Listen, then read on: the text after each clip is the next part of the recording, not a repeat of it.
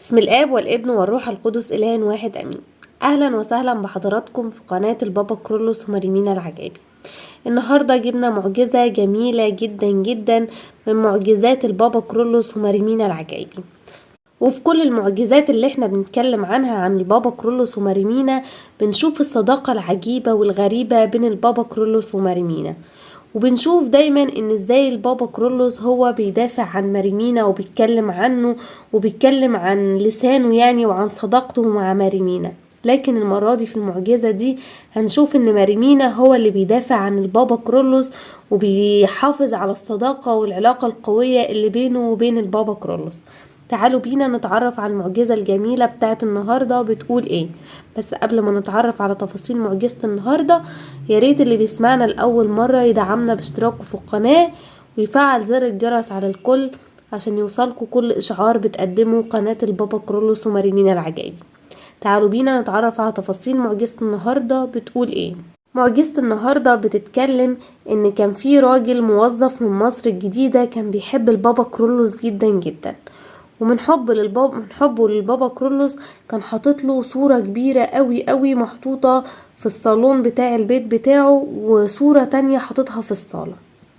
وفي يوم من الأيام والراجل ده جاي من الشغل بتاعه ساب باب العربية بتاعته مفتوح، وطلب من البواب ان هو ينظف له العربية بتاعته، عربية ملاكي يعني من جوه ومن بره، وسابه وطلع الشقة بتاعته. لكن اول ما طلع قدام باب الشقة بيدور في جيبه عن سلسلة المفاتيح بتاعته، مش لاقيها خالص. فنزل تاني يسأل البواب وسأله، قاله فين سلسلة المفاتيح بتاعتي؟ فرد عليه البواب وقاله انه ما شافش مفاتيح العربية خالص، ويعني مفاتيح وما كانتش موجودة لا في العربية ولا بره العربية. والمفاتيح دي كانت مهمة بالنسبة له جدا جدا، لان فيها مفاتيح المكتب بتاعه ومفاتيح شقته وكمان مفتاح العربية. فالراجل الموظف ده ارتبك جدا وفضل يدور عليها في كل مكان حوالين البيت كده وحوالين العربية تكون وقعت منه يعني، لكن ما لقاهاش خالص. فقعد يفكر في نفسه كده ويقول طب اعمل ايه؟ يا ترى اكسر باب الشقة ولا اروح اكسر باب المكتب؟ والعربية خلاص البواب نظفها وقفل الباب، فخلاص يعني مش هيعرف يفتح العربية تاني. يكسر باب العربية، مش عارف يعمل ايه، ومش عارف هيبات فين الليل ده يعني لغاية ما يشوف حد تاني او يطلع مفاتيح او حاجة زي كده. مفيش اي فرصة لأي حاجة من دي. وبعدين لما يأس من التفكير بتاعه كلم البابا كرولوس بطريقة مش لايقة خالص وما ينفعش ان هو يقولها، وكانت طريقته غير مهذبة خالص، وقال كلام صعب خالص. وقال للبابا كرولوس بقولك ايه، اسمع بقى، انا مش معلق صورتك في بيتي او انت ما جبتليش سلسلة المفاتيح بتاعتي انا هشيل صورك كلها من بيتي وانا هديلك انذار. وكانت طريقته صعبة خالص خالص وهو بيتكلم مع البابا كرولوس، كأنه كان بيهدده او يعني بيتوعد له يعني انه لو ما جابلوش سلسلة المفاتيح بتاعته انه هيشيل كل الصور بتاعته ويرميها من البيت ومش هيعلق له صور تاني، وكان بيهدده فعلا في طريقة كلامه. وبعد كده نزل وقعد جنب باب العمارة في الشارع، ولحظات وهو قاعد مستني ومش عارف يعمل ايه، وحصلت مفاجأة كبيرة جدا محدش يصدقها ولا اي عقل بشري يصدقها. لقى شاب راكب موتوسيكل وفارق شعره من النص كده، وجه يقرب منه وهدى قدامه ونادى عليه، وناداله كده قاله انت يا استاذ. فبصله الموظف ده وقال له انا بتناديلي؟ فقال له ايوه انت. فقال له كده بطريقة فيها عنف شوية، قال له اسمع، انا هديلك المفاتيح بتاعتك بس تبقى تتكلم بأدب، احنا مش شغالين عندك، اتفضل مفاتيحك اهي. واداله المفاتيح في ايده. فالموظف ده استغرب جدا جدا، وكان كل تفكيره او كل اللي جه في باله سأله طب انت مين؟ فرد عليه الشاب اللي راكب على الموتوسيكل ده وقال له انا حبيبي اللي انت كنت بتشخط فيه دلوقتي. وكانت الكلمة دي او الرد ده بمثابة صدمة للموظف ده.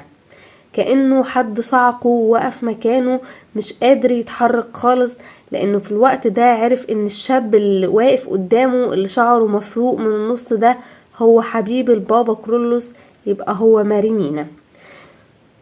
وفضل واقف مكانه متسمر مش عارف يعمل ايه، لان رد ماريمينا كان قوي جدا، لان ماريمينا كان بيدافع عن البابا كرولوس بقوة جدا، ورد عليه رد قوي جدا، وقال له ما تبقاش تتكلم بالطريقة دي تاني، ان هو بيدافع عن البابا كرولوس لانه كلمه بطريقة غير مهذبة، وما كانش ينفع ان هو يتكلم مع البابا كرولوس بالطريقة دي. ماريمينا قديس جميل جدا جدا، وشفاعته قوية جدا جدا، وبيحب ولاده ودايما بيحافظ عليهم وبيخلي باله منهم. واللي بيوضح محبة ورعاية ماريمينا لولاده، بتحكي واحدة سيدة من اسكندرية بتقول ان في يوم من ايام الشتاء البارد جه ابنها الكبير من زيارة لدير ماريمينا، ودخل الحمام علشان يستحمى من تراب والعواصف بتاعة السفر، وان الجو ما كانش حلو وكان في الوقت ده عندهم السخان في الوقت ده متعطل، وكمان البوتاجاز مش موجود فيه انبوبة اللي هي الانبوبة بتاعة الغاز وكان الجو برد وشتاء جامد جدا، فكان هو محتاج ان هو يستحمى ومش عارف يعمل ايه، لكن كان عندهم في البيت وابور جاز اللي هو بتاع زمان ده، بس سايبينه للطوارئ عشان لو حصل موقف زي اللي هم فيه دلوقتي يتصرفوا ويستخدموه.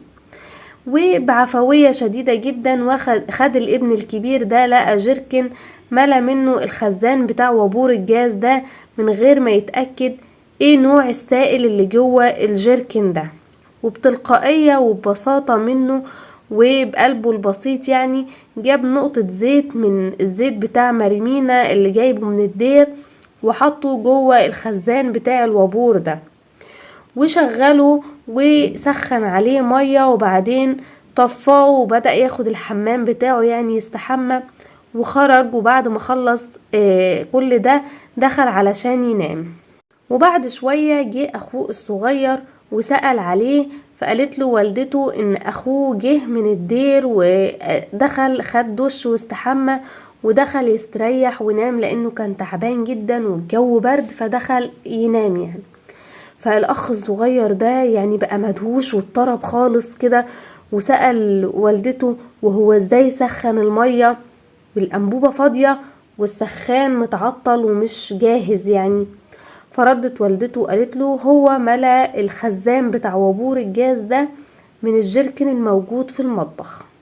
اتصدم الاخ الصغير جامد جدا، وقعد يضرب كف على كف كده ويحط ايده على راسه، اتضايق خالص، وبيقول لوالدته وهو الوابور ده ما انفجرش؟ فردت والدته اتخضت قالت له هو في ايه وايه الحكاية؟ فرد قال لها الخزان اخويا ملا خزان الوابور بتاع الجاز ده بالبنزين بدل الجاز، لان الجيركن ده كان فيه بنزين مش جاز، وده كان خطر جدا ان ما هو يولع جنب البنزين، لان كان المفروض ان هو ينفجر وكل حاجة تتحرق وكل الاساس، وكانت هتحصل مصيبة واخوه كان هيموت اكيد من اللي هيحصل ده. وبعدين لما عرف الاخ الصغير ده السر بتاع ان الوابور ده ما انفجرش، عرف ان اخوه قبل ما يولعه حط نقطة من زيت ماريمينا جوه الخزان بتاع الوابور ده، عشان كده اتأكد ان هو ما انفجرش، وماريمينا حفظه وكان معاه وحماه من اي حاجة واي خطر وحش كان بيحصل له. ده بيدل على حنية ورعاية ماريمينا لولاده، حتى لو هما ما خدوش بالهم او ما طلبوش كده، لكن بيعملوا بعفوية، والزيت بتاع ماريمينا حفظ الولد ده وحفظه من اي شر، ده برعاية وشفاعة ماريمينا وصلواته عننا عند رب المجد. بركة وشفاعة ماريمينا وحبيبه وشفيعه البابا كرولوس تكون معانا امين. كده بنكون وصلنا لنهاية معجزة النهاردة. ياريت تقولولنا رأيكم في التعليقات، ولو عجبتكم المعجزة ياريت تدعمونا بلايك وشير عشان غيرنا يستفيد، وأرجوكم اذكروني في صلواتكم. سلام.